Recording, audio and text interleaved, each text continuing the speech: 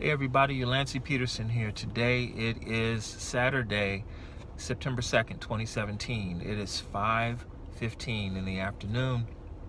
I just had a very interesting trip. This was in my opinion, it was going to be a 1-star trip. And I took advantage of a tip that was given to me by another YouTuber or someone that runs a blog. Either it was the rideshare guy, one of his contributors, or it was from the Apptrepreneur, or it's from Uberman. I don't think it was from the rideshare professor, but it could have been. Anyway, I cannot take credit for this. All I know is it's something that I read because I pay attention to a lot of other people who make videos and blogs about rideshare, and this tip really helped me big time. All right, so I go to pick up a customer at their pickup location. They're not at the location. They're actually across the street. And when you get across the street, this entire street is marked in red. It's in Beverly Hills. And if you've driven in Beverly Hills, you know that you're going to get a ticket in a second if the cops see you. They're not going to ask you any questions. They're just going to issue you the ticket. Thankfully, I haven't gotten one, but I've seen it enough to know that they're serious about generating that revenue for their city. So the customer calls me. She explains to me where she is. I go across the street. I pick her up. She asks me if I can help her with the stroller to put it in the rear seat. I tell her I can't do it because it's illegal for me to be stopped right here to pick her 2 kids, and her mother up in the vehicle. So the 2 kids and the mom get in the car. The mother is clearly pissed off with me already because I was unwilling to assist her daughter with this stroller. The daughter gets in the car. We drive to their location. The 2 kids are in the back seat. They're roaming all around the vehicle. No child seats. So already I've got 3 violations. Okay, I'm parked in a no parking zone. I'm blocking traffic, and now I got 2 kids in my car with no child seat. We're going to where she needs to go to, and then we go to the back valet area. And and I forgot to tell you, this was UberBLACK. We go to the back valet area, and then she asks me if I can take the car around to the front. And so I say, ma'am, I can't do that. It's illegal. I can't stop there. She wants me to stop the car on Wilshire Boulevard, the busiest street in the city, in the middle of Beverly Hills. I'm like, okay. So she looks at me and she's completely exasperated at this point because I'm obviously not willing to help her. So she gets out of the car. Everybody's mad at me.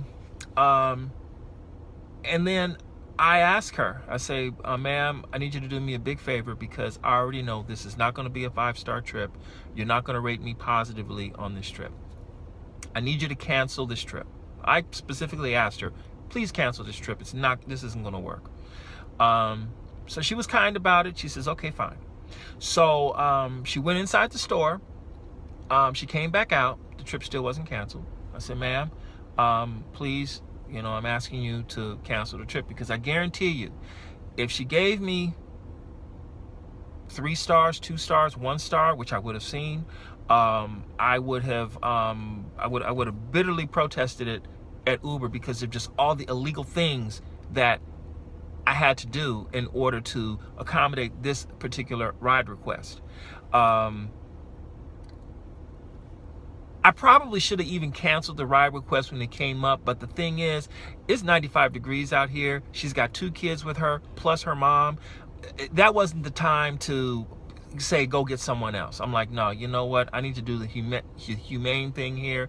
Pick them, take them where they go, and then worry about it later. So I had to make a decision.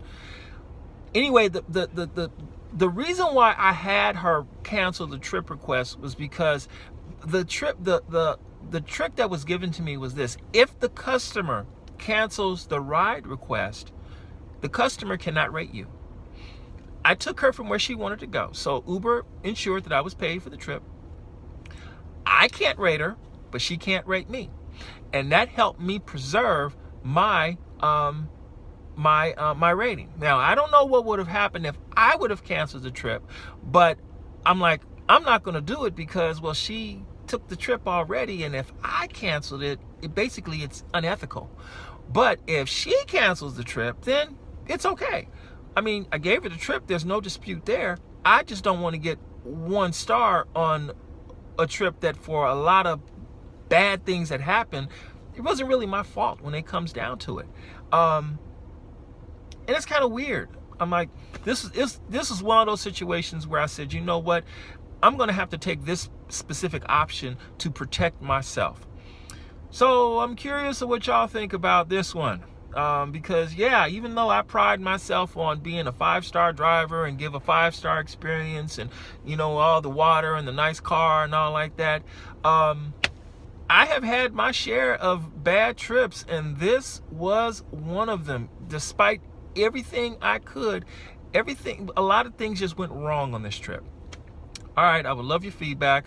Get back to me when you can. Thank you so much, and I will catch you on the next video.